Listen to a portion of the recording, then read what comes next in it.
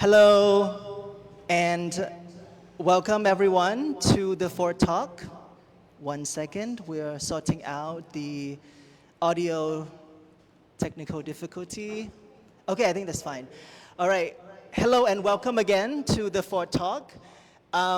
This is a platform where we welcome and invite human rights defenders across the world to come discuss their work, to promote their work, and to learn more about the issues that they're working on, and with the aim to build partnerships and connections.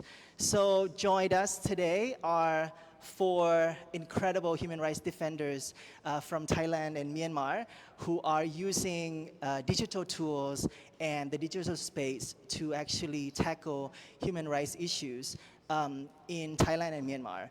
So, some of them are working at the intersection of technology and human rights. Some are actually using digital tools or wanting to make the digital space more just, more feminist, and they want to ask for accountability as well.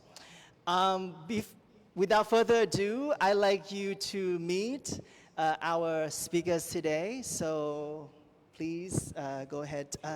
Saijai, you can go first. Right. So we'll start with Saijai, Win, and then Charlie, who will join us online, and then Nin, who will be coming.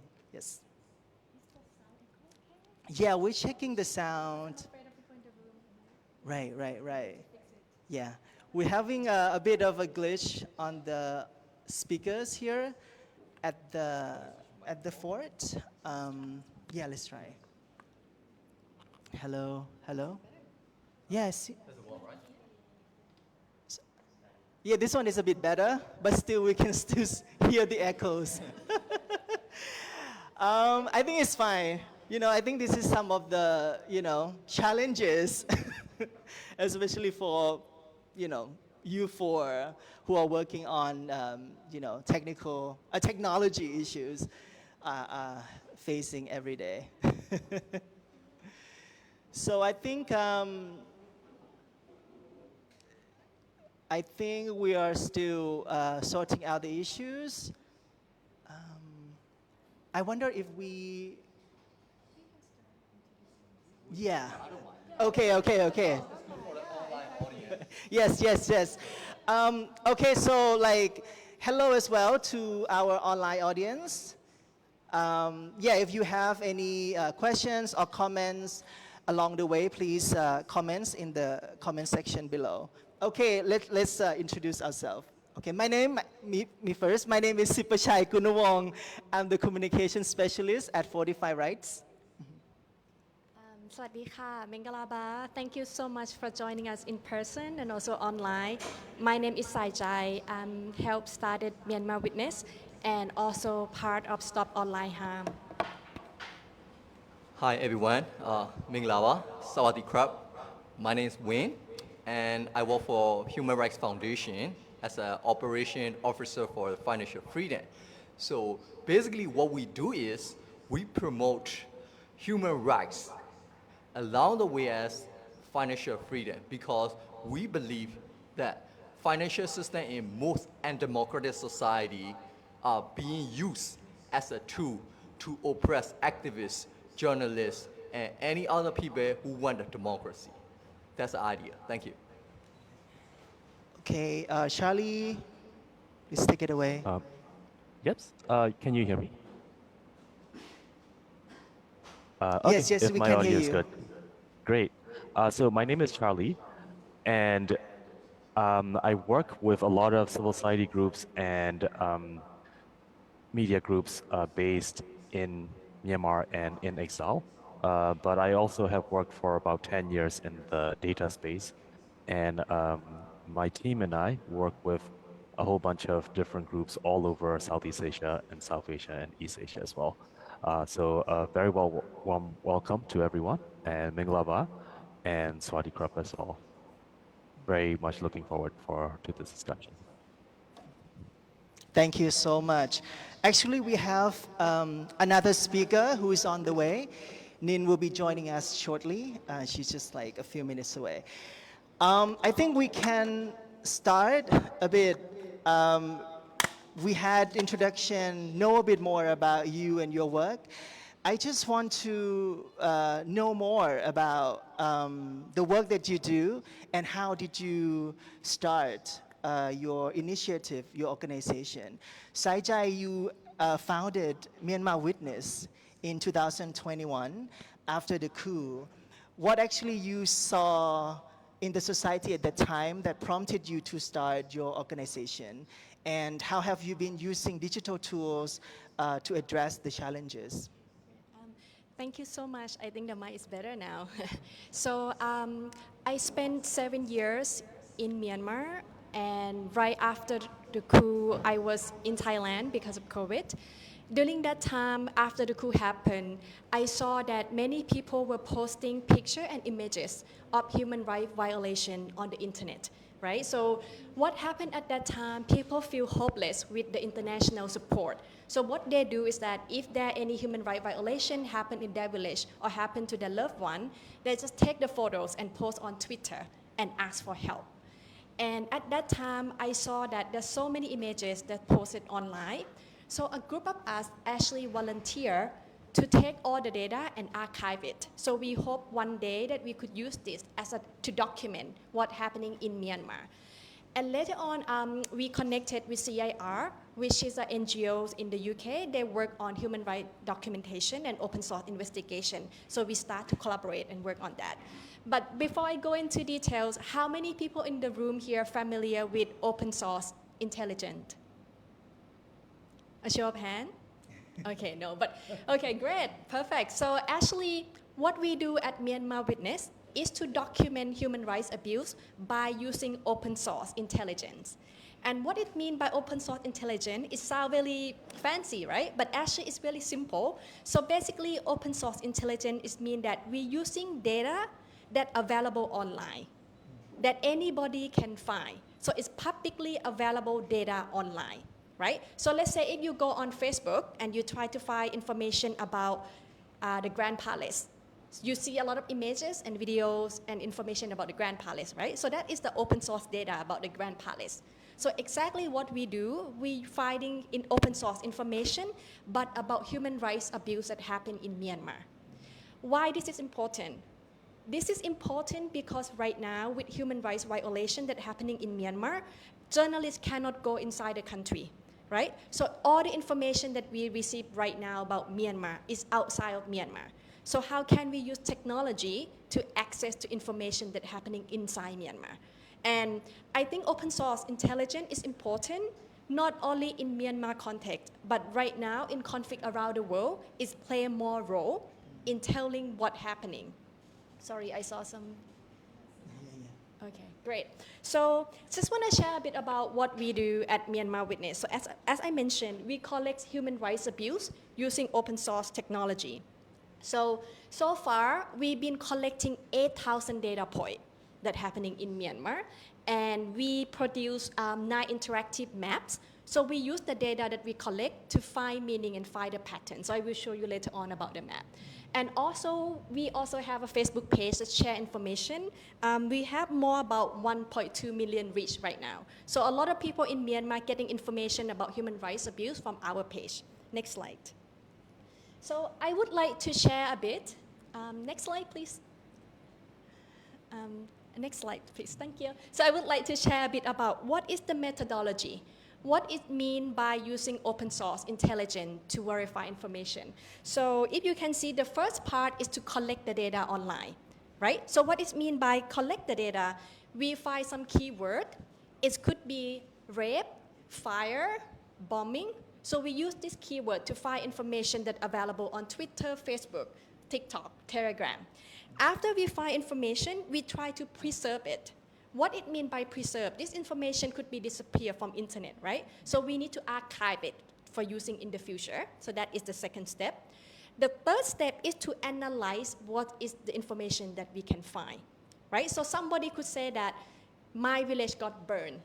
So we need to analyze whether it's actually burned, where is it happening. So that part is to verify. Does that make sense? We verify whether is it true, is it happening? And then we investigate in detail of the incident. So we can verify that it is happening here, but we need to investigate who, what, where, when, how, right? So that is the investigation, and then is the reporting. So this is the framework of what we mean by using open source in verify human rights violations. So what we mean by verification is really simple. It's basically where, when, what, who, why. This is what we mean by documenting human rights abuse. Yeah, it's really simple process. Next slide, please. So I would like to share our methodology on how we're doing in real incidents, so you can see how could we use technology to verify human rights abuse in Myanmar. So the image that you see is the image that we find from Twitter, right? So we use our methodology, we search fire, and this is the image that we see at that time. This has happened, we don't know where is it happening. We just saw this image, right? Then the next step, if you can go to next slide, we are using Google Earth. If you can go to next slide, please. Great. So we're using Google Earth and try to verify where is this happening. And on Google Earth, we find that this is happening in Tang Lai Township. Yeah, and that area is a Christian community. Yeah, so we actually see this village. If you see the river and the road is matching, right? And then what we heard from the village, what people been posting is that there's a fire that's happening in that area. In this township, the military actually set up a fire at the church in this area. So what we try to do is that we use the platform called NASA. So this is the platform that you could look at the fire that's happening around the world. It's free open source platform. So we use this platform and we look into the date that people mention. And on this platform, we see like actually there's a fire happening in that area, in this spot. So it's actually confirmed what we're hearing on Twitter, that there's a fire, right? So the fire happening on this area, this is the date. Next slide, please. And then we use this area and we map with the image that we happening. So you could see there's an overlap. So the next question that we want to find out from this data is how many households got impacted by it, right? So we want to be able to say that this is human rights violation happened, X number of households got burned. So based on this database, we look into the satellite data and we count the number of houses before and after, and we found out that there are 156 households that was impacted by this fire. Next slide, please. So the next question is that, so now we know where it's happening. We know that there's a household got burned, 156. The next question is what is happening and who is doing this, right? So we actually got these images from Twitter, and these two images below, this is the image that we received. And then we used the Google Earth data. We managed to find that at that time, some people said that there are military present at the church that got attacked. So the image on the square that you can see, the blue is the church. And we saw that there's some group of people behind that, right? So this is the image that we saw live. So now we have to verify further, who are these people? Around the same time, there was Facebook post. And this person were posting on his Facebook. So we were able to verify that the person that posted this is actually in the same area. So the military at that time said that no military presence in that area. How could the military set a fire? We're not even in that area. So we managed to find a Facebook post of somebody who like wearing the military uniform in that area. And we actually verified based on his background that he actually there, right? So now we know that there are some military presence there. The next step, if you can see on his shirt, he also have photos, not what you call it, not photos, symbols, badge of like his uniform. So we actually Google that uniform, try to understand which unit of that. So if we can go to the next slide. So we actually Googled this uniform, and we actually found that it actually come from the Sagai Division, Northwestern Command. And this is exactly similar to the rumor that Northwestern Command was in that area. And we also found another Facebook photos of another military person posting on his own Facebook page that he also there in that area, right? So anyway, these are the example of how we use open source intelligence to verify what is happening. But I just want to conclude there that even though we found the link, but it's really difficult to say that it's actually they are doing it, right? So we cannot find the attribution. What we can find so far, this is what's happening and present the data. Yeah. Okay, I'm gonna finish soon. so if you can go to the next slide. Why does it matter? So we want to collect all this data and we could see the pattern of what's happening in the area. So we've been collecting all this incident and putting in the map, and you could see this is the fire map of what's happening in Myanmar. Next slide, please.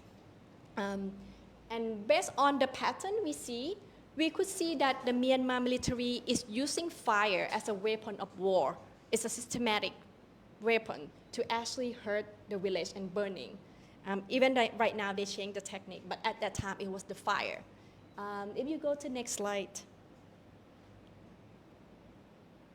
So, for example, these are different type of maps that we've been collecting. So we've been collecting fire map, also where the prison is locating. All this data is using open source data that's available online. Yeah, great. So these are the example of the, right now if you hear there's a lot of airstrike happening in Myanmar. So these are the database of various air base. Why this is important? We have the data of different air base, and we also know what is the airplane based on that area. So we could calculate how long would it take of the movement from one air base to go to certain village, right? So this is the air base data and what are different airplanes. So this is data is also available online. So if you're working on Myanmar on human rights violation, please feel free to use this data. Anyway, so I'm just gonna stop here just for you to see how open source data could be used in human rights to investigate human rights violation. And I just want to emphasize that all this data that we receive is happening from people on the ground who share the data. So we were able to do the work we do is because of journalists collecting data, it's because of people like you posting data online for us to be able to use. So thank you. Yeah. Thank you. Thank you so much. Hello? Hello? Okay. Thank you so much for that, Saijai. And there seems to be a lot of work and a lot of departments, people involved in investigation, and we will touch on that more. But now we have our speaker, another speaker with us. Please welcome Nin. Okay, please give a warm welcome to Nin. Okay. Nin, maybe you can give us a brief introduction. Yeah. Sorry, I was late. The traffic was so crazy. So my name's Nin Tamuke. I work for Sister to Sisters, and I run a podcast channel called Frontline Ethics as well. So today I will be talking about like women's rights and digital harassment targeted against women. Thank you. Thank you so much. Okay, moving on to another tool that has been promoted as a resistant technology for against human rights abuse. Win, you mentioned earlier that your work actually touches on emerging technology against financial oppression.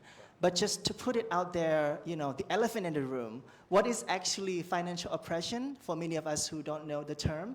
And what actually are you trying to, you know, like what tool are you using to address that? Yeah. Sure. Oh, yeah, that's good. So yeah, so before diving into answering your question, it was actually a good question. You know, I wanted to ask one quick question to the audience here and also to the audience on Facebook and online. So how many people remember or how many people heard about 1987 overnight demonetization policy in Burma? There's only one. I'm not sure about like, you know, online audience, but you know, in physical audience, there's a one person who remember, you know, enough to kind of like, you know, this kind of like financial operation policy, I would say. So the time, of course, Burma, you know, under military dictatorship, there was a currency called 25 Myanmar Kyat, 35 Myanmar Kyat, and 75 Myanmar Kyat, which is something that, you know, we use the cash. It's like every day, you know, we exchange goods and services with our money in our hand, right? The way that we have 1,000 time back, 100 time back, right? It is. But back in Burma, like 87, Burmese military junta General Ne Win successfully implemented overnight demonetization policy, which basically means, without any further announcement, in the morning, they suddenly say 25 Myanmar chat, 35 Myanmar chat, and 75 Myanmar chats are not legal tender anymore in the country. So which means that if you have 25 Myanmar chat in your hand, 35 Myanmar chat in your hand, and 75 Myanmar chat in your pocket, you are not legally eligible to buy goods and services. So, I know, there might be a lot of, Generation Z, people has been watching on this, this live stream, or, in the audience. Of course, you can ask to your parents, you can ask to your grandparents, they will stay vividly remember it. How many people suffer from this policy, this brutal policy? 75% of the, population in the country at the moment has been suffered this policy, and everyone suddenly became, basically, get into the poverty, just right straight because of this policy. So the idea is, this is not only in Burma. It has been happening all around the world. We just don't know it yet. In Africa, there have been some sort of financial oppression. And in Latin America, they also has been doing the same. And it was like 35 years ago, right? But okay, it was a history, let's just say. But in today, after the military coup, what just happened? What just happened? Think about it. They used financial institutions to block, freeze the bank account of journalists and activists, and even some people who donated to democracy activities and unresistant forces. They freeze the bank account, and then they follow and they chase their address, and then they can arrest them physically. So, so this is the idea of financial oppression, which has been, being invisible in the global conversation. But, Myanmar is the best case to express, that current situation at the moment. And why? So the reason why, because financial institutions in those territories, they need to comply, whoever in power, to sustain their business, to keep their business away. So that way, they can follow the order, and they can freeze the shutdown, or they can hand over the personal information of their customer to the military junta.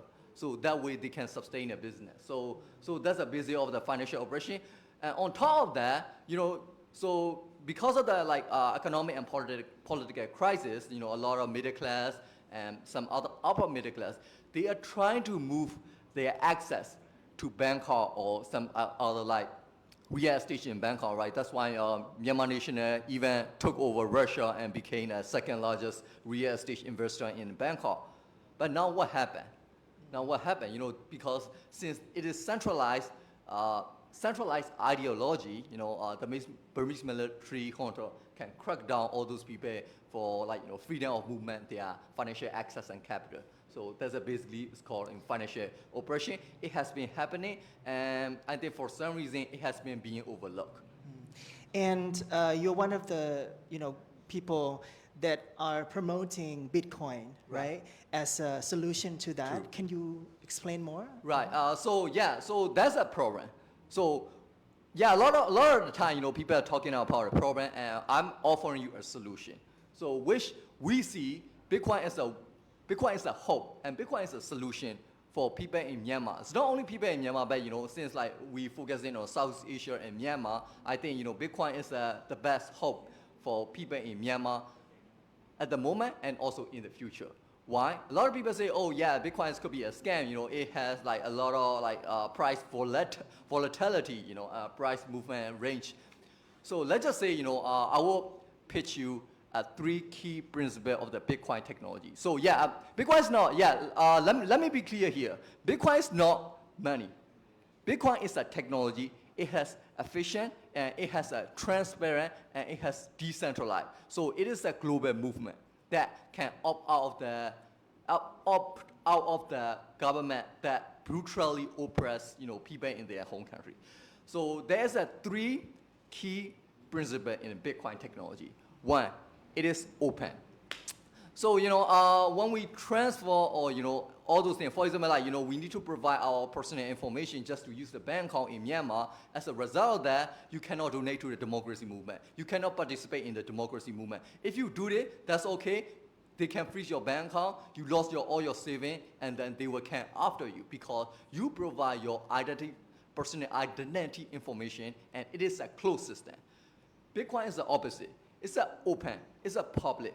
You can check Bitcoin blockchain 24/7, without any downtime, without any kind of government holiday or business holiday. So which is like transformative technology and it's open, public. Everyone can check and verify, where the money is moving, where data is moving, where the store of energy is moving.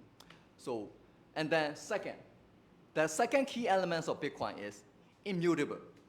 So immutable means Bitcoin has super decentralized, and if you make a transition from point A to another point B, nobody can stop or nobody can reverse this current transition. It's basically, you can understand it as a technology that somebody cannot erase the history, let's just say. So immutable, because you need to convince 51% of the Bitcoin node and Bitcoin miner all around the world just to reinvent the history, but which is virtually impossible. And I'm going to the third point, which is a decentralization. So in Myanmar or in some other countries in Africa, Latin America, let's just say Nigeria, Venezuela, and also Afghanistan, all those countries, they control a centralized financial system, and all those institutions are extremely localized. So Bitcoin system is moving from local, centralized local to Bitcoin system is decentralized global. So thousands of computers are running Bitcoin nodes and running Bitcoin network. And 24/7 a day, and nobody can interpret it because it's super strong. And in order to interpret, let's just say, reiterate again, in order to interpret Bitcoin network, they need to have 51%, control the 51% of the Bitcoin network at the exact same time, in the exact same day, which is virtually impossible to hack the Bitcoin system. And within past 10 years, there is 0% downtime in Bitcoin.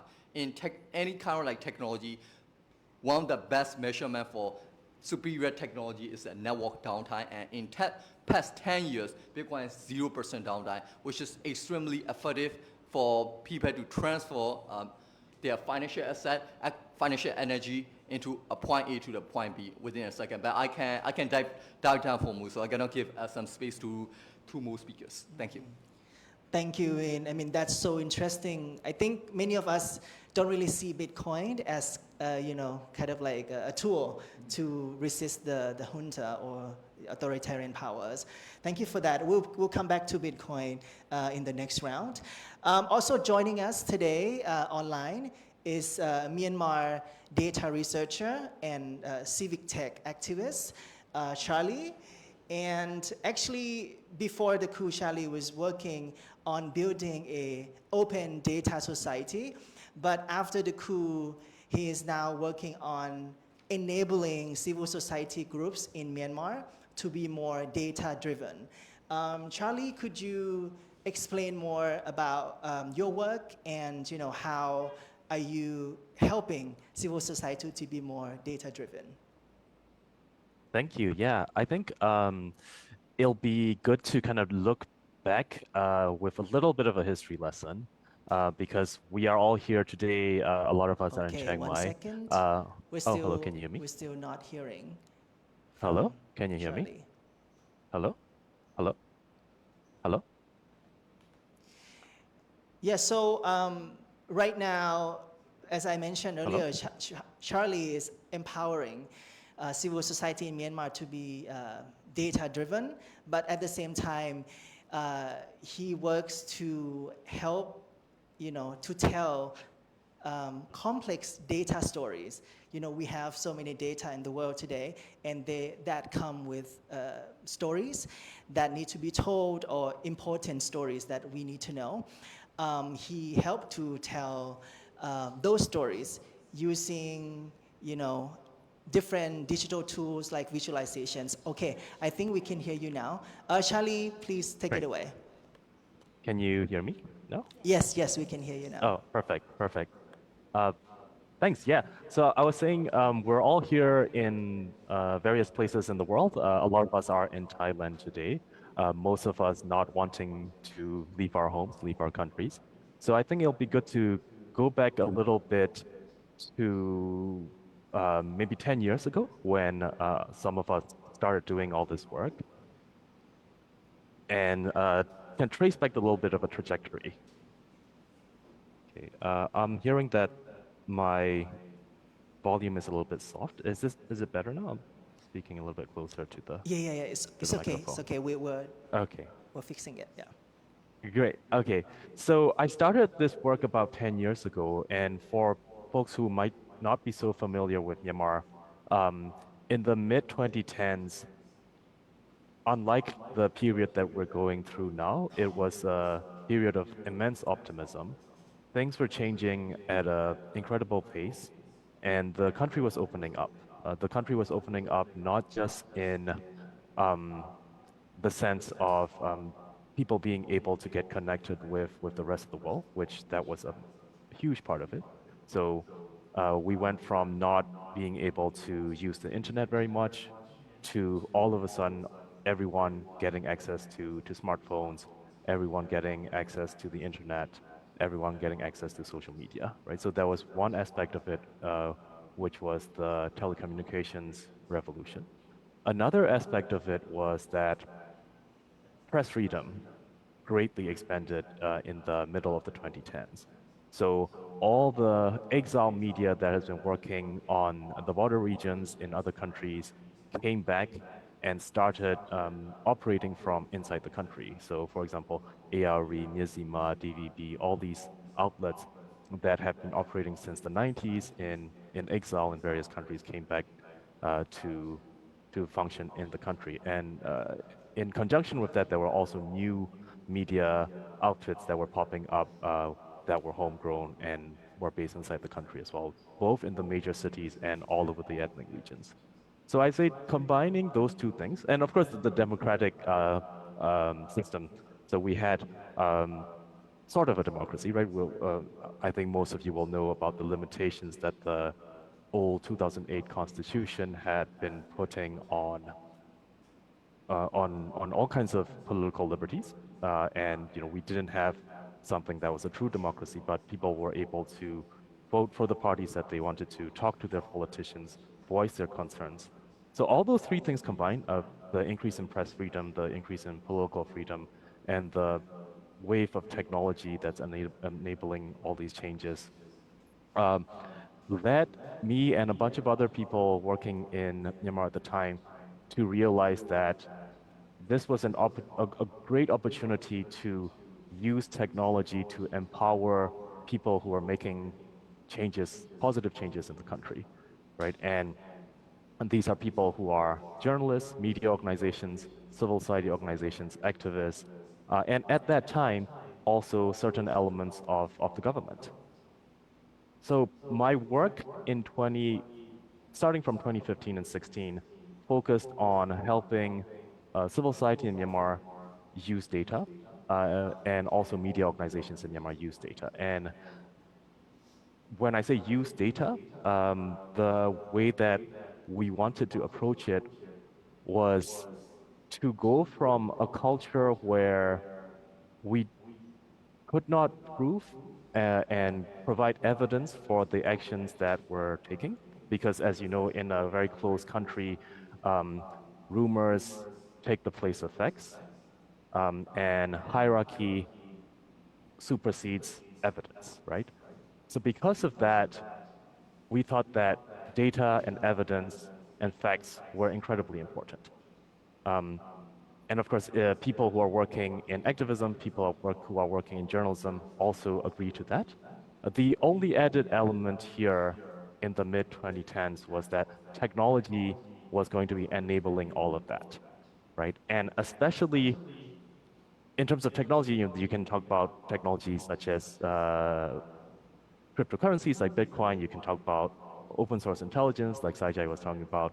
You can talk about social media and the activism that allows, like I think Nin is going to be talking about.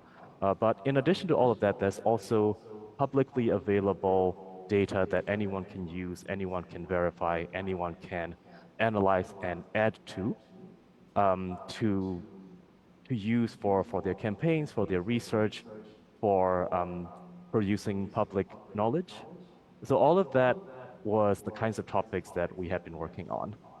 Um, and with respect to organizations, we were helping organizations who collected data to collect their data in a more systematic and structured way. And then once that data was collected, to be able to use that data in their internal decision-making processes, and also to use the insights that they garnered from that data to communicate to their stakeholders. And their stakeholders might be, you know, um, leaders in a board meeting, all the way to the general public. And during this time, there was also a lot of data that was coming out.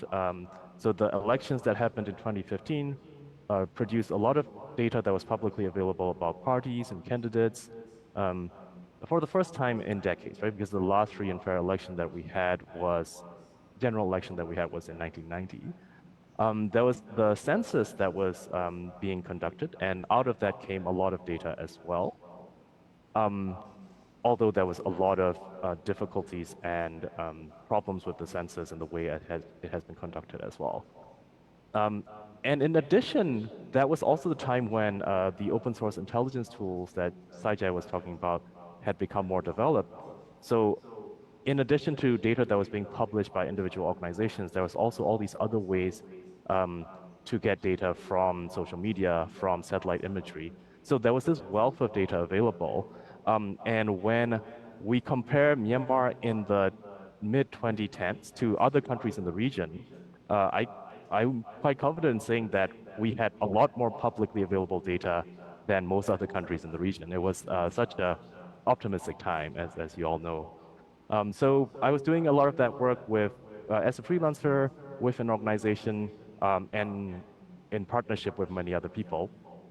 And then, of course, 2021 happened, and we all had to be very quiet about the work that we do. We still have to be still very, very, very quiet, but the work that we do remains the same. The kind of data that we work with has changed. So maybe in the mid to late 2010s, we were working with data relating to elections. We were working with data relating to governance. But now, a lot of the data that we work with is about the conflict, about human rights abuses, and disinformation on social media. So the topics have become a bit more depressing, but the work still remains relevant. Okay. Thanks so much for that, Charlie. We'll be diving more into the how you work with the partners. But now with us today as well is Nin, who is also working on digital activism. Nin, maybe you can tell us more about your work as Sister to Sisters, how you are raising awareness on, the Myanmar military's sexual violence against women, and not only raising awareness on that issue, but actually building solidarity of Myanmar women around the world. Yeah. Thank you. Sorry, can you hear me? Is it working? Yeah, yes, Oh, okay. Okay, so my name is Ninta Mukhe. I work for Sister to Sisters. Next slide, please. So basically, Sister to Sister is a social media campaign that is launched in 2021, like right after the coup. So we talk about women who are facing torture and sexual violence committed by the Myanmar military, as you all know. So we raise awareness on human rights abuses that are committed by the military. And one of the goals is to build global solidarity and to amplify the voices of women and LGBTQ community using digital platforms. Next slide, please. So I will tell you like some of the activities that we do as sisters.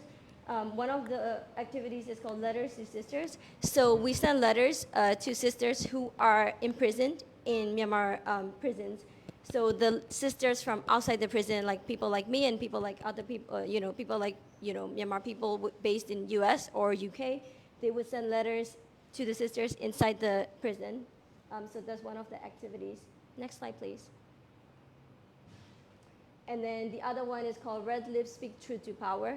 So basically, Myanmar military has been committing sexual and gender-based violence for a very long time. They're weaponizing rape or sexual violence during armed conflict for a very, very long time. So we launched a campaign called Red Lips Speak Truth to Power. So that day, like, we wear red lipstick, and then we talk about sexual and gender-based violence. Next slide, please.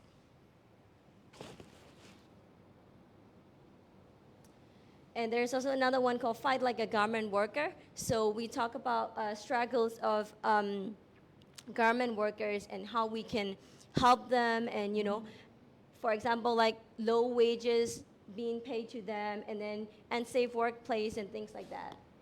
Next slide, please.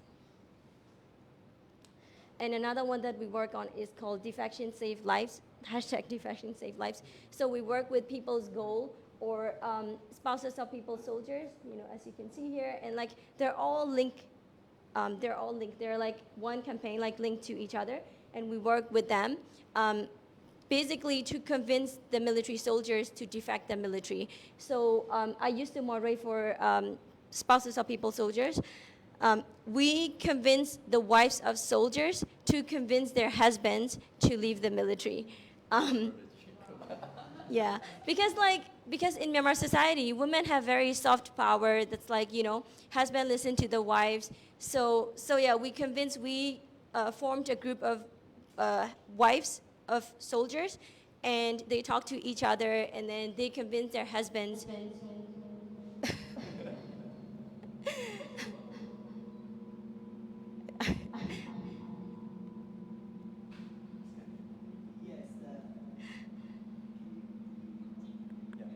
Okay, I'll continue. So yeah, we convince them.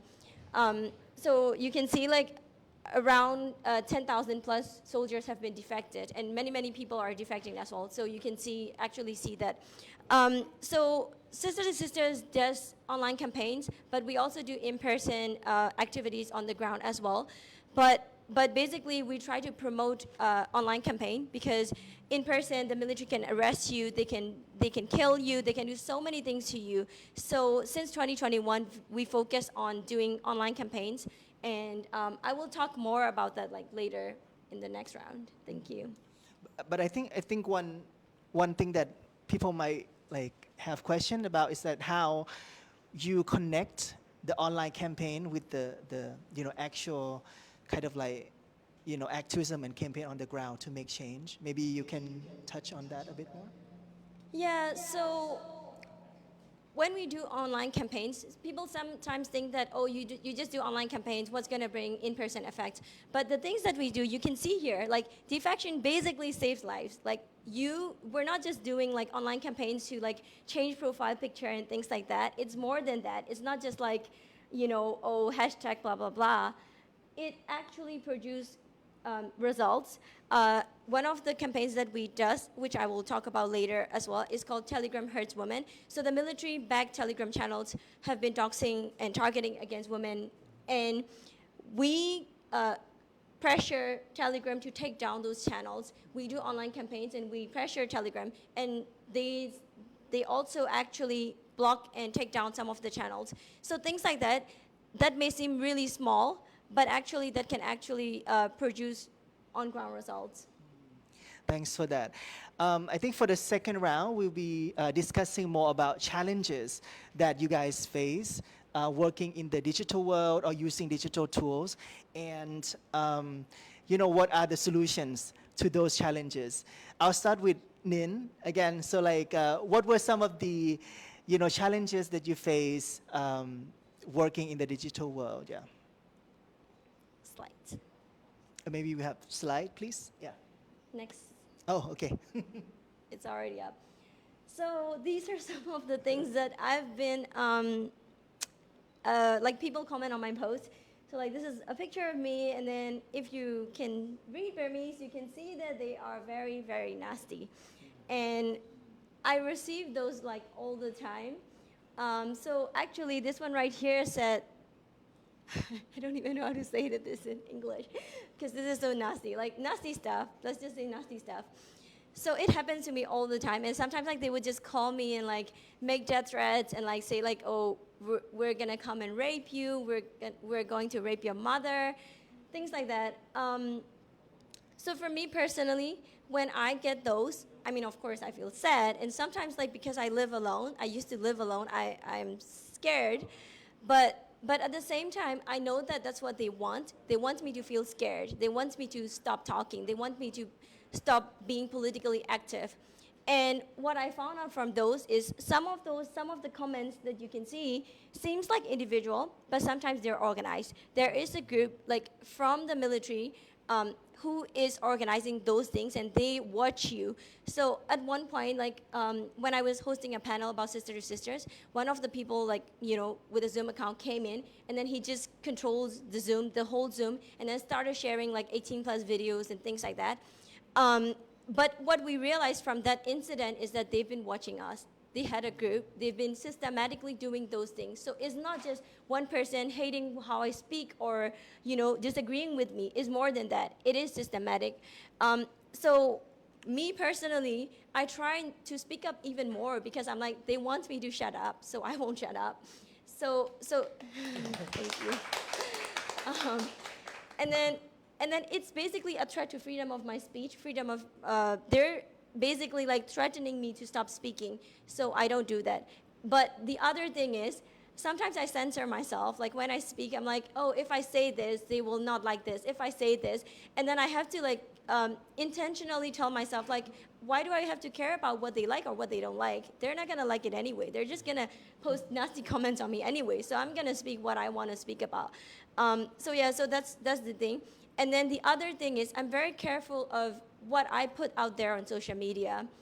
My photos, my personal information, my private life, my relationships, my family, things like that. I'm very careful because I've experienced a lot of those. So I don't post where I am or what I'm doing or things like that. I just post just normal basic stuff. But at the same time, I sometimes feel like, I'm just a normal Facebook user. I just want to post what I do and like hanging out with friends. But also I know that on the side, I'm an activist, so I have to be careful of, how I deal life. And so, yeah, it's difficult, but I'm dealing it. Thank you. Right, and you also not only using hashtags, but like panels and Yes. can you talk more about like what are some of the other methods of like raising awareness? Okay, so at Sister to Sisters, when we have a client like coming up telling about sexual harassment or gender-based violence, we ask them like what they want to do. Like, do you want to publicly speak up? So if you're comfortable showing your face or showing, showing a picture, showing your photos, then we do a whole full-on public panel that can reach to so many people. Otherwise, like if they just want to speak without showing their face, we try to do as much as we can. And sometimes we would draw like cartoons without mentioning the name or the person. But because Sister to Sister is a social media campaign, it reaches a lot of people. So it's easy to like gain a wide audience. So that's what we do. And also, sorry, next slide, please. That's one of those. And then next one. So yeah, so what I want to talk about, what I want to like highlight here is that the coup in Myanmar is not just physical, it's also digital. Because you can see internet shutdown, digital doxing, digital harassment, hate speech, online gender-based violence, everything's combined, right? So we can't just talk about physical and not ignore the digital part completely, because when we don't have internet access in Karenni, you can actually see that they can document those things because it's so hard to reach them. So information is key. And because Telegram has been letting those military back channels on their platforms, we have to pressure Telegram to taking down those things, and we have to make them accountable. We have to hold them accountable. So, like I said, this is one of the campaigns that is started by Sister to Sisters called Telegram Hurts Women. So, it's to bring attention to how the military is committing online gender-based violence. Next slide, please. Sorry. So this one, I just want to highlight. We have the revolution, but the revolution is not just one aspect. It's not just armed revolution. We have political revolution, armed revolution, and then ideological, which is really important, and also cultural revolution. We're changing the culture. We're changing the norms. And sorry, this one, can you move it? So what it said is creative resistance are key to 21st century revolution. That's why we're talking about digital campaigns, online harassment and things like that, because in 1988, they don't have those things. They just have to like spread pamphlets and things like that. But now we have the power. We have younger generation who are more creative than the older generation. And we have to embrace that. We have to use their creativity to win the revolution. Thank you. Thank you so much, and kudos to your work. Please give a round of applause. Okay, coming back to Charlie. So, Charlie, what are some of the challenges in working with partners? In kind of like training them to be equipped with digital tools or like skills in manage data or use the data. Thanks. Yeah, so we do face a lot of challenges. Thankfully, the challenges that we face are not at the level of personal risk and personal danger, like Manin was saying, because we have a very low profile. We are playing a supporting role and not at the forefront of any of these movements. So I can't compare the challenges that we face to anything that our brothers and sisters on the front lines as activists and journalists are facing. That said, most of what we try to do is support the people who are on these front lines, the people who are doing, the journalists who are doing the investigations, the activists who are putting on these campaigns, the researchers who are putting together reports to send to present to stakeholders. And what we find is that since the coup happened, survival has been the key issue to focus on for a lot of these individuals and a lot of these organizations, right? And if you list out their set of priorities, I think survival will be first, like, safety and security will be second, getting their organizations resettled and reset up in a different country will come. And then after all of that, data, working with data sets to gather evidence will be, quite far down in their list of priorities, right? Nevertheless, we do think that it's something important for them to focus on, and we can talk later about the relevance of facts versus emotions, and the short answer to that is I think both are very important in this era and the work that we're doing. So what we found was that organizations do believe that data is important. So there are organizations that are collecting evidence about human rights abuses, organizations collecting data on the ground about conflict that is going on, like Saijia was saying, villages being burned, air raids that are happening, clashes between the EROs and the military, and all of those things are data points, right? And the more you kind of collect all the details about all these data, the more you can build up a comprehensive picture of what's happening and not rely on just rumors and hearsay. So the organizations that we help also recognize the importance of this, but they definitely lack the technical skills and the resources to be able to use this data effectively. So one thing that we always have as a mantra with the work that we do with data is that technology in and of itself is not the thing that's important.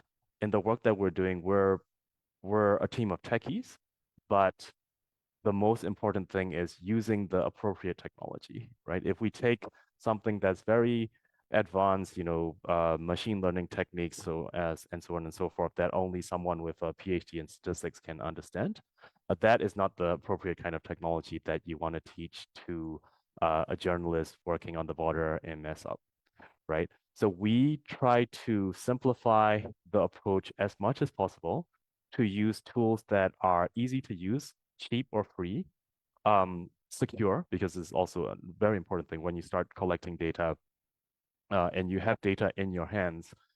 There's always a risk that because you've collected all this data, you've made it easy for bad actors to find that data without even having to do any work, right? If you get hacked and your stash of data is compromised, then you kind of like done their job for them. So these are definitely risks that we always constantly face. We are a small team ourselves, so there's always more demand than we can provide the supply for. And because we're working with organizations, like I mentioned, that are not very tech savvy, right? And that's not an issue at all. Like if we had a larger team and if we had the time, we would be very happy to support every single one of them. But because we have limitations, we have to be quite selective about who we work with and the extent to which we can work with them. Um, so I would say that would be the organizationally in terms of day-to-day work, that's the biggest thing that we face. Um, the other thing that is not related to resources per se is that the nature of collecting data in the time of revolution is always very difficult, right? Because let's say we're talking about journalists who are trying to write about conflict that's happening all over the country. In the past, they are able to go down to wherever it's happening, or have people in the network who can go down to the location of the event that took place and talk to people on the ground and verify on the ground. But right now, a lot of the media, for example, are all in exile, and they have to rely on networks of sources that they believe are able to give them the accurate information, but they themselves cannot go down and verify from themselves. Right? So a clash happens. Some people are saying, 10 soldiers died on this side, 20 soldiers died on the other side. Another organization will come up and say, no, the numbers are different. So it's very hard to pinpoint what exactly is happening on the ground. Um, and the problem with kind of collecting data and kind of giving it this kind of official status as this is a data set collected by so and so organization, is that you run the risk of taking data that is um, inherently blurry and messy and giving it this kind of stamp of approval that says this is the correct data, right? And we have to be very careful whenever we do our trainings. We have to be very careful about what you can say and what you can't say with the data that's available, because there's always the your desire to have something be very precise and be very comprehensive. You want to have a map, for example, of what are all the territories that the different EROs control, right? Similar to what you have in the war in Ukraine, because there is a much more simple conflict, you can really have, this is the line that shows this is how much, the Russians are controlling, this is how much the Ukrainians are controlling. But in Myanmar, because the conflict is so complex, we unfortunately can't have something like that. Thank you so much for that, Charlie. And I think we will come back with the challenges in verifying data and information. But now I like to come back to Saijai because Saijai has to leave in 15 minutes. But Saijai, what are some of your challenges and setbacks from using digital tools and space in investigation work? Yeah. So we talk about what are the role of technology in shedding some light, in telling the truth, right? But at the same time, there is also the challenge of technology could take away the power of the people. Hello, hello. I think the power went out. Yeah, hello? Yeah, that's fine. Okay. Great. So anyway, so I just want to emphasize that we talk about the positive side of technology, how it's telling the truth, using open source investigation to tell what's happening in Myanmar while we are away. But at the same time, there's a big challenge that it could take away the power of the people. What I mean by that was a month ago, I was in a conference in Istanbul, and I was talking to a human rights activist from Gaza. And the human rights activists from Gaza were telling me that they set up an organization in Gaza for the past 50 years to documenting what's happening in Gaza. So in the past, when violation happening in Gaza, they could listen to witness testimonial. Like the mother lose their child, they ask the mother what's happening at what time, when, and they're documenting it and they're reporting it. But right now, when the violation happened, nobody believe in what the mother said anymore. They have to wait until the New York Times journalists come and use open source investigation satellite data to verify the hospital image for 2 weeks in order to publish the data. So this is what I'm saying, that the other side of technology and using open source intelligence is that it take away the power of the people, right? And also not just the narrative from their mother. It's not just, this is unrelated, but anyway, the slide is unrelated. But it's not only take away the narrative of the mother who can tell their own story, it's giving into the hand of the international organization, news media who is far away. At the same time, for the human rights organization, they feel they're no longer relevant because they are a team of lawyers. They don't have a tech skill, so they cannot do verification, geolocation. Right? So I think it's really important to understand that there are various ways of telling the truth. And using technology to tell the truth is also one way. But at the same time, we can't forget the story and the narrative of the people. We need to let them earn the story, and it's combined together, right? So that's the first challenge of please don't let technology to take away the power of the people.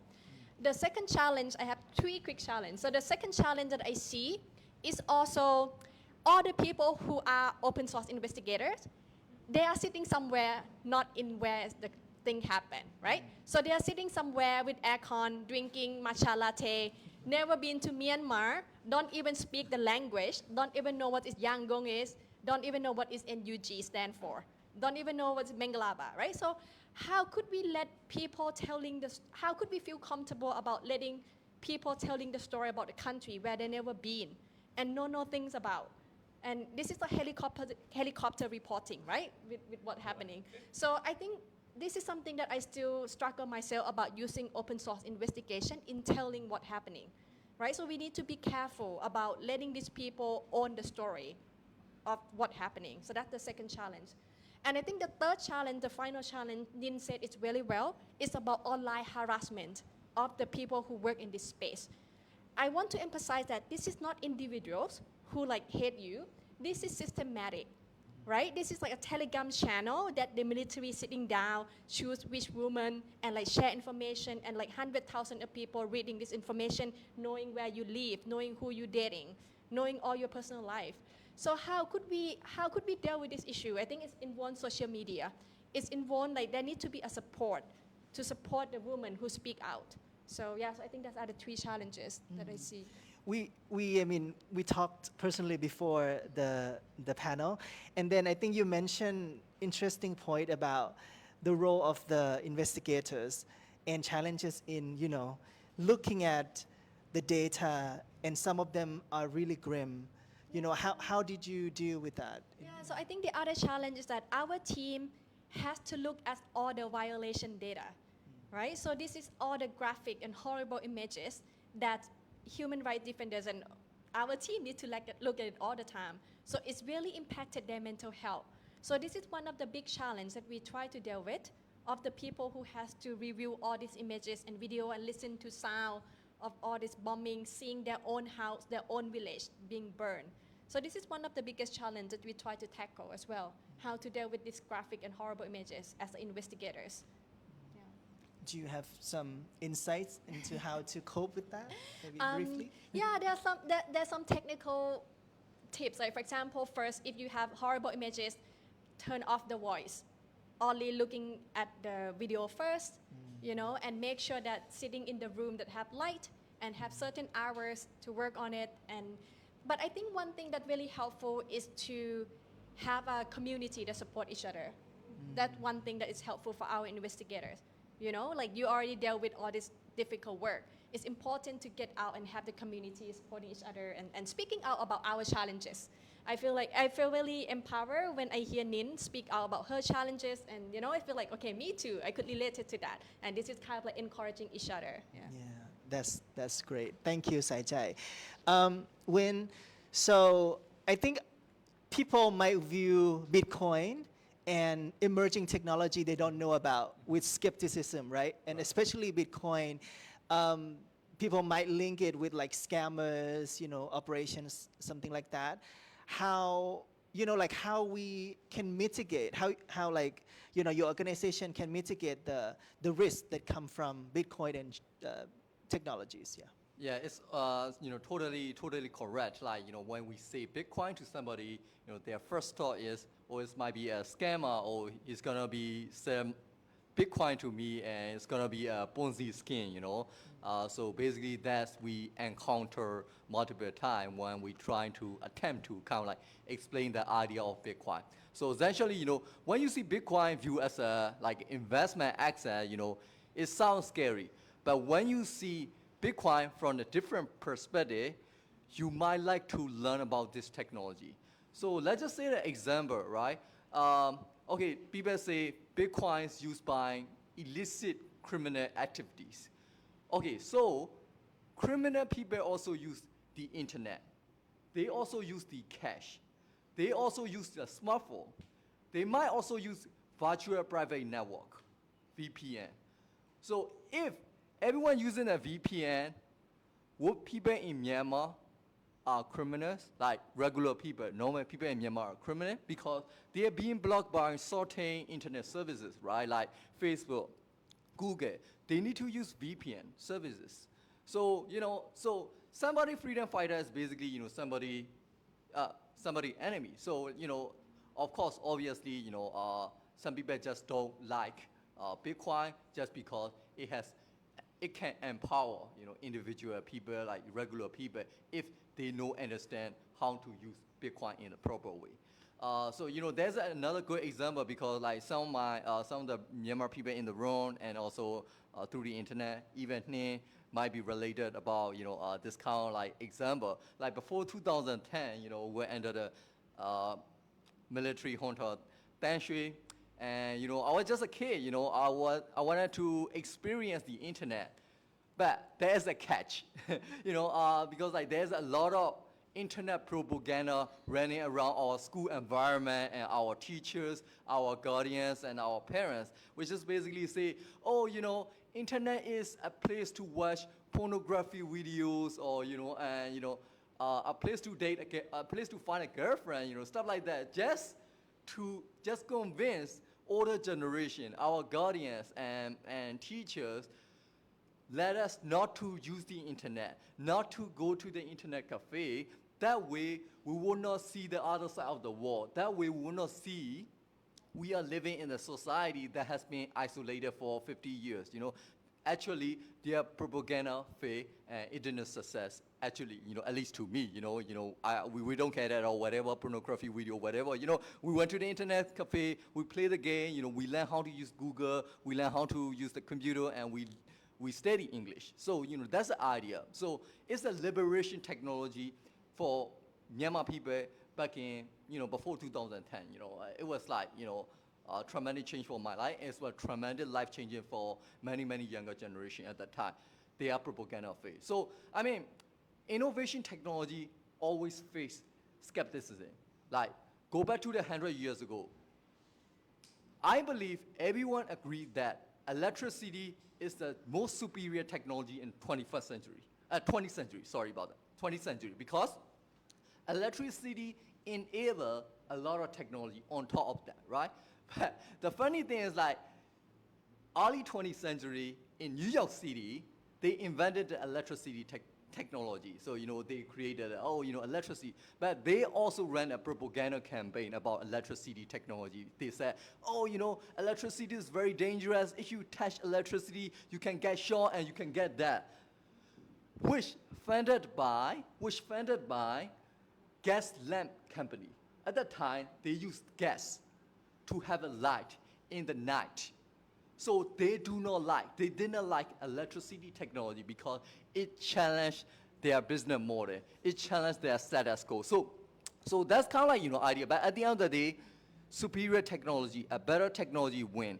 And electricity succeeded and the world get lighting as. Unfortunately, my home country still have limited electricity, state today. But, my point is like, Bitcoin, yeah, of course, internet, like in 1995, every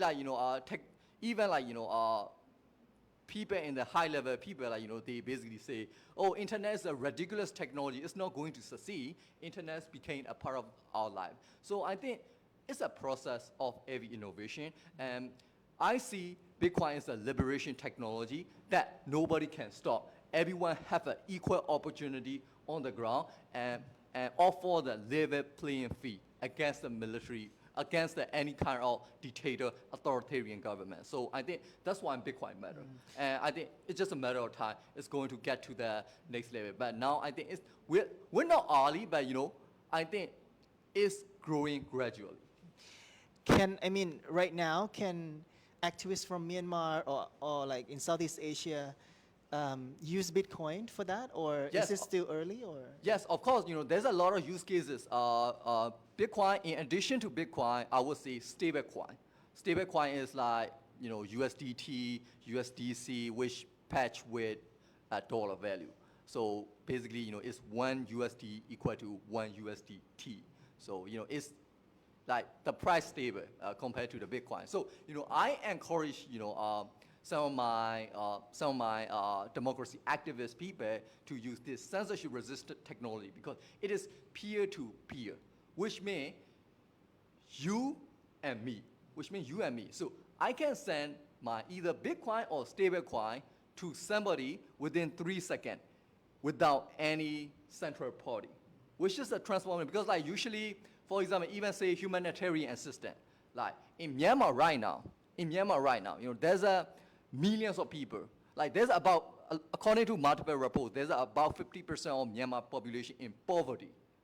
And there's millions of people require humanitarian assistance. And where's the humanitarian assistance? They are dealing with their internet discussion, and they're gonna have to deal with, local authority, people in power in the region. And then they're gonna have to distribute all those things. And then at the end of the day, at the end of the process, when the donation get to the people on the ground, it is only 25% left. 75% kind of like disappear during the process.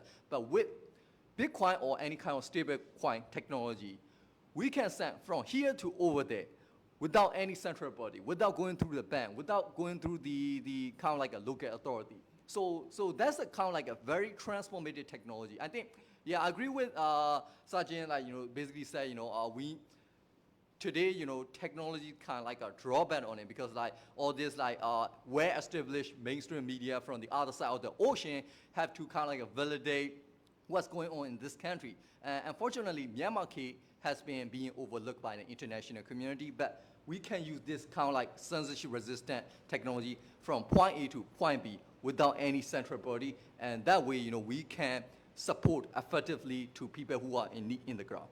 Right.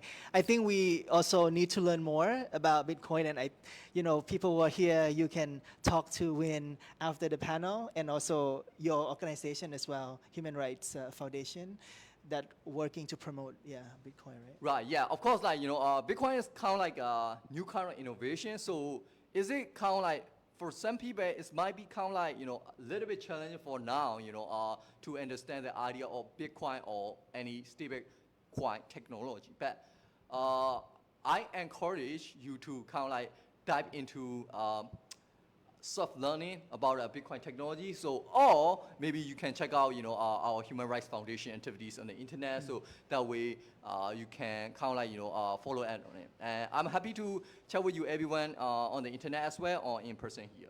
Okay, so before we open the floor for questions, I'd like to go back to Charlie a bit. I think Charlie mentioned something that is really interesting and I think really important for all of us about verification of data. And Charlie, you mentioned about the challenges to verify emotions and facts, right? Can you explain more about that? And because I think we all know that in the digital world, information, misinformation are some of the key problems. And I think in politics as well, that fueled by a lot of emotions, affects, how to verify or establish the truth is something really important task. So Charlie, yeah.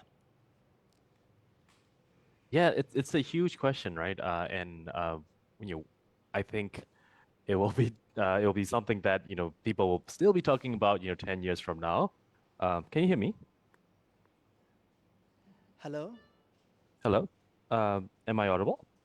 Okay, Hello? we're waiting to hear from Charlie. 1 second. Okay. Uh, can you hear me? As you can see, Hello? we're dealing with technical difficulties Hello? on the go Oh, every oh. day. Yeah. Hello? Can you I hear me think, now? Is it working now? I wonder. Hello? Otherwise, otherwise we can open for Q&A first and come back to Charlie. Is that okay with everyone? Okay. So anyone, if you have some comments or feedbacks or questions, everyone here, please raise your hand, and maybe you can introduce yourself a bit, and then please specify, who you want to, direct your question to, or anyone who are watching at home, if you have questions, comments, please post on the comment section below, and we will read that to our panelists. Okay, anyone here would like to share? Okay.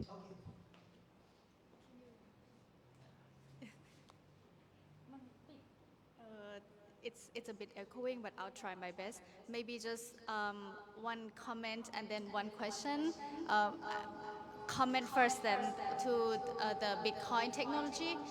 So because I came to know about Bitcoin and then also the technology, blockchain technology, basically because my partner works in blockchain ecosystem. So even words like stablecoin, you might even need to explain, right, what it is, or like, USDT, whatsoever, which I think maybe it's the next step for the challenges for all of us. I'm not saying that it's far-fetched because I feel like it's really close now, but all of it happens on, everything like blockchain and Bitcoins, it's like everything is on the cloud, and I think you need to have certain kinds of access to technology, where it's like mobile phone, internet in general, or computer to access those. So I think maybe the next step moving forward is to try to bring this understanding more to people who, even though they're tech savvy, somehow it's like have some relationship with the technologies in certain aspect, or even to people who is just like starting to learn technology. So I think these are the initiatives that maybe like in the future, and I think at your organization you're doing that already, right? But I really see that in the future we can like really come together more to have a better understanding about the knowledge in general. Because I think finance is a terrifying thing in general. I think just generally, but I also feel like you cannot avoid it. So maybe that's my comment. But I really see that it's really good initiative that you're doing, and I hope that it's like spread wider more and more to people. Yeah, so that would be my comment. Yeah, thank you for your comment. Yeah, and on top of your comment, I would like to express that I totally agree with you, and then Bitcoin education is like very crucial to kind of like tackle this misinformation, I would say. And I just Googled last night, actually not Google, I read a report that it say basically 80% of people in Thailand use the internet, and 80% of those internet users use smartphone. So if you have a smartphone, you can store, you can save your Bitcoin or stablecoin in a cryptographic way in your phone. Just memorize the cipher. And in Myanmar, about 50%, half of the population, 25 million people use the internet, and 80% of people use the smartphone, which is insane. Look, like, they might even use maybe like $20 Chinese smartphone, whatever, They can still store like their economic energy in the smartphone. But there is a new technology in Africa that started cover 9 Africa countries. They allow Bitcoin to transfer without the internet using the feature phone. So because of Bitcoin is an open source technology, everyone contribute and came up for development. So African people has been doing amazing technology. So potentially we can duplicate it in South Asia in the future, right? Yeah. So agree with you. We're on the same boat. Thank you. Thank you so much. So that's like what, and another question, maybe to you, Nin, because I'm seeing like these days, like technological facilitated gender-based violence basically is very like widespread. So I just want to kind of maybe hear from you, because here in Thailand, I think across the board actually, women and LGBTQI people are actually more vulnerable to when they speak up about the violence that's happened to them, like or even when they're speaking up against the oppressors, because they're not attacked just because of what they speak, but because of their own identity or sexual preference too. And there's like, I think in Thailand, I think what we see is non-state actors, like basically those who are anti-feminist, they power up together. They create like Facebook groups, for example, or groups of like troops to come together and then personally attack people who speak up, like, and mostly LGBTQIs, younger generations are victims to this. So I wonder if something similar is also like, if you see something similar also in the Myanmar context, and also how do you like mitigate, or is there any ways to kind of come together as a community to kind of mitigate with this kind of situation? Yeah. Thank you for the question. Yes, we do see very similar patterns. So the screenshots that I just shown earlier, I store it on my Facebook under the album name called When They Argue with a Woman. So it's basically really different from how they would argue with a man, because when they argue with a man, they would actually argue against the opinion or the argument. But when they argue with a woman, they attack my, like they would talk about like my personal life, my private information, who I date, how I dress, what my sexual preferences are, dating preferences are, things like that. So like you said, women and LGBTQ community are more vulnerable to that. And the reason is because Thailand and Myanmar are a very patriarchal society, very traditional society. Even though the technology might be very advanced, the society is male-dominated, patriarchal society. So that's why they feel like, oh, if we can attack women. So basically like, okay, for example, many years ago and still now, they're weaponizing rape they're using rape as a weapon to win the war, right? And basically, digital harassment is also more or less the same, because they're targeted against women. That's why Sajay and I are highlighting the fact that it's not just individuals hating me or hating my opinion, it's systematic. There are proven Telegram channels that are backed by the military. So that's the pattern that we see. And the second part about the question, how I protect myself is I just try to limit my social media usage, and I try to do it in a very safe way. I am always very careful about what I put out there. Um, like I said, like where I go and who I'm friends with, my family background, because I know that if I say something, it's gonna come back to me later in the years. So I'm very careful of that. And I think like it's very important to use platforms like Signal and then use the VPN and very careful of like your digital presence and what you put out there. Thank you. Can I add to that? We actually start a group of women from Thailand and Myanmar. Ashinin is part of the group. We have a group called stoponlineharm.org. So if you Google stoponlineharm.org, it's the group of women that come together to exchange knowledge on how we overcome online harassment. So we wanted to collect the wisdom on like how we overcome it and then exchange resources to support other women. And we also planning to provide an online ambulance. What it means by online ambulance is that when you were harassed or raped physically, you can go to hospital. But when it's come to online, where do you go? So we are providing online ambulance to support women who've been targeted with all the harassment. So please go on the website and support us. And if you would like to collaborate, we are looking for partners. Yeah, stoponlineharm.org. Yeah. Okay, I have one online question from you, actually from our Thai interpreter. So she said, Pimeo said that by using the OSINT, do you think we need to decolonize the methodology of verification? Because something might not be possible with low mobile penetration or low freedom on the ground. What's your take on that? Yeah, I think before decolonizing, we need to aware that it could be a colonization. You know, like one thing that people said is open source investigation is the language of the West to tell what's happening. So first, I think before decolonizing, we need to understand that it could be colonizing using it. Second, I think what we need to adapt is not to say that we're not going to use OSINT. What we need to do is to understand that there are various ways of telling the truth.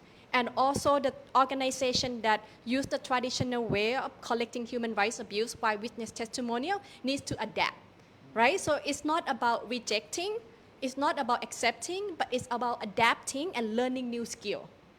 So I think this is what we need to do as a country, as Myanmar, as Thailand, as human rights organization. We need to adapt to new technology and learn and be aware of it. Yeah, I hope that answered the question. What are some of the adaptations, if you can? Great. Yeah, so I feel like if you are a journalist, it's really important to learn this skill. First, if you are a human rights organization, you need to learn how to use both witness testimonials and using all these geolocation tools. If you are a media organization, it's important not just to use geolocation. It's important to go in the ground and talking to people and listen to witness testimonial. So it's about adapting on both sides. Yeah. Sorry, this is just a promotion, okay? So Sister to Sister is also working with Myanmar Witness on sexual and gender-based violence as well. So we have a link like at the top of our page, Sister to Sisters, that you can fill out if you have experienced sexual and gender-based violence committed by the military or any other actors. Just a promotion. Thank you. Thank you. I just want to go back to Charlie. I hope the digital will permit us.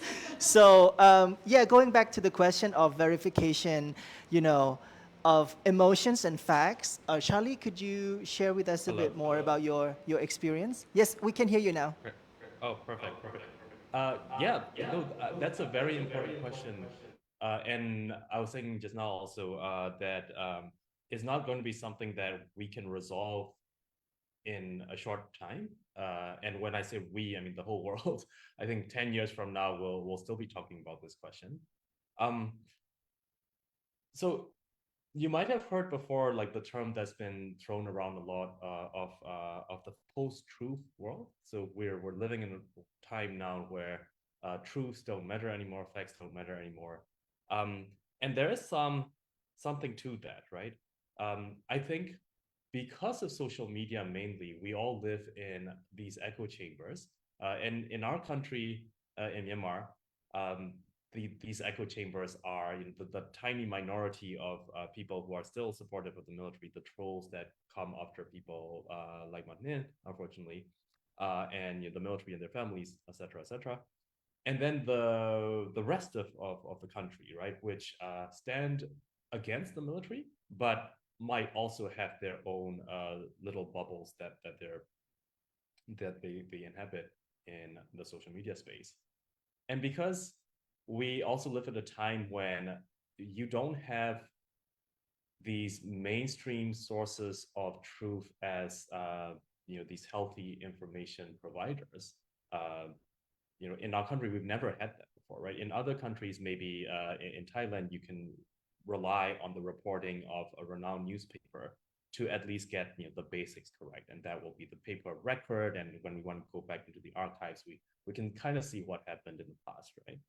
In Myanmar, we only had state newspapers for the longest time, for decades, and then in the brief period where we had press freedom, we had this flurry of sometimes not very professional kind of news outlets and media outlets that have come about, right? And also that might not be their fault as well, because nobody was trained in journalism. They just picked up journalism as a profession based on their passion.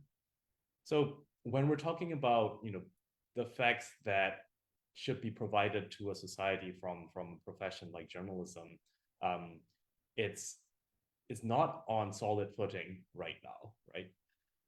In terms of data that is provided by organizations, right, that has always been tenuous, right? If you look at any conflict that's going on in the world, in Ukraine, in Gaza, you see people contesting facts on the ground, right?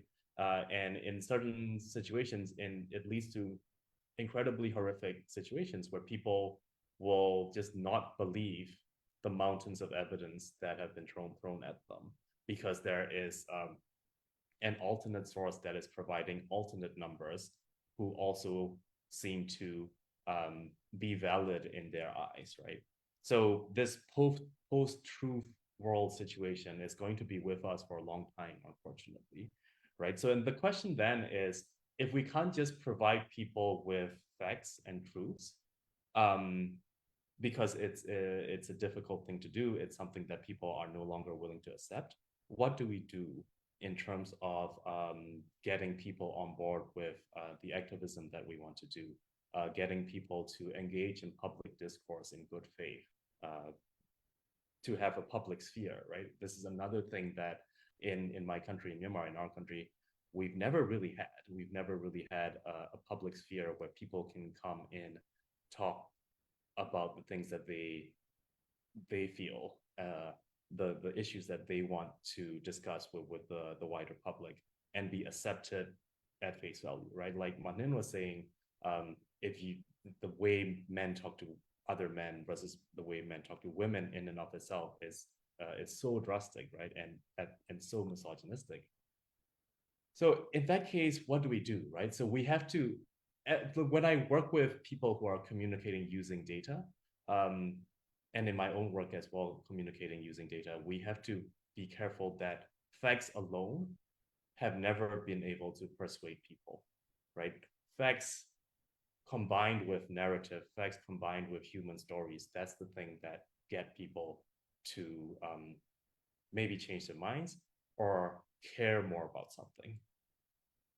And that is unfortunately going to be the situation. If we want to just present people with facts and charts and graphs and databases, that can only be one of the ingredients in the package that we present to the public, where we have to tell stories that combine these facts with what we feel, right? And when we're going to rebuild the nation after we win this revolution, what we feel is going to have to be very important. We have to all be aware of how all of us are feeling, and I mean that in a very literal way, right? How women have been feeling from all the misogyny that's been thrown at them since they were born. How ethnic minorities have been feeling from all the oppression that the ethnic majority, the Burma people, have been inflicting on them.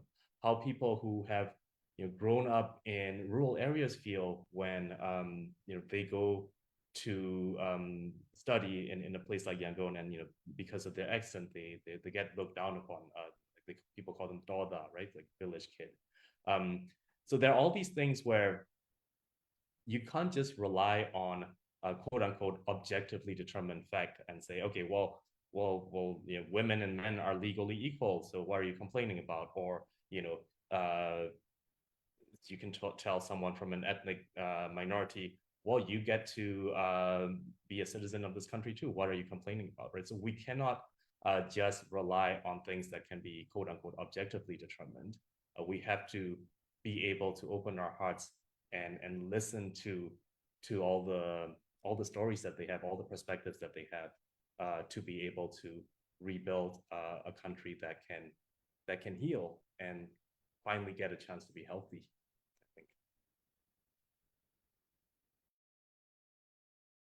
Important point about emotions and facts, and the use of both in interconnectedly.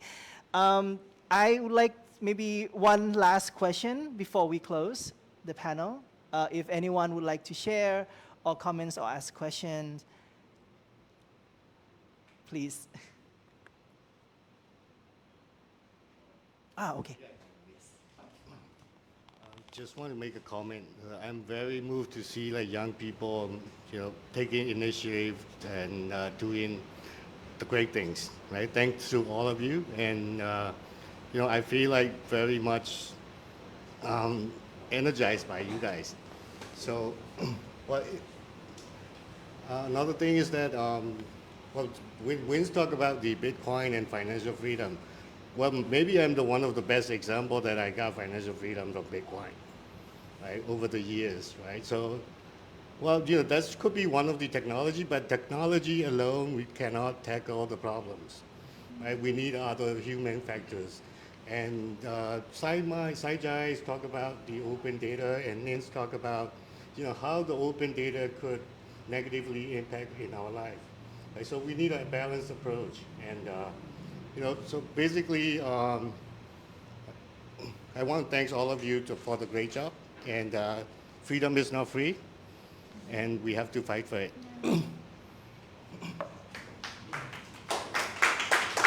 Thank you so much for that. And before we close, just a reminder, if you haven't registered, please register here so you will get some news about our events or activities at the fort. And if you're human rights defenders or people who are working on social issues, please come use the fort. This is space for meetings, co-working, or organizing events, and we'll be happy to support with anything. So, and that's a wrap for today. Thank you so much, all the panelists, Charlie online, and Saijai as well. I hope to see you all in our future events here at the fort. Thank you again. Have a good day.